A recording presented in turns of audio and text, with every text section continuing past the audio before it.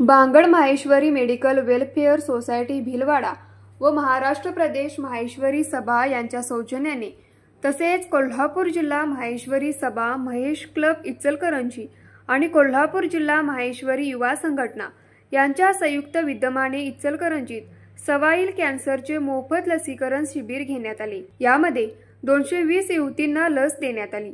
या शिबिराप्रसंगी महाराष्ट्र प्रदेश माहेश्वरी सभा मंत्री सत्यनारायण सारडा, महाराष्ट्र प्रदेश माहेश्वरी युवा संघटना अध्यक्ष विनीत तोष्णीवाल, प्रदेश उपाध्यक्ष रामेश्वर लाहोटी, सहमंत्री मनमोहन कासट, माहिती व प्रसारण मंत्री मुकेश खाबानी, राज्य कार्य समिती सदस्य शांती किशोर मंत्री, जिल्हा महिला अध्यक्षा पुष्पा काबरा, महेश सेवा समिती सचिव राधामोहन छापरवाल यांची प्रमुख उपस्थिती होती। प्रारंभी कोल्हापूर जिल्हा माहेश्वरी सभेचे अध्यक्ष नितीन धूत यांनी प्रास्ताविक केले।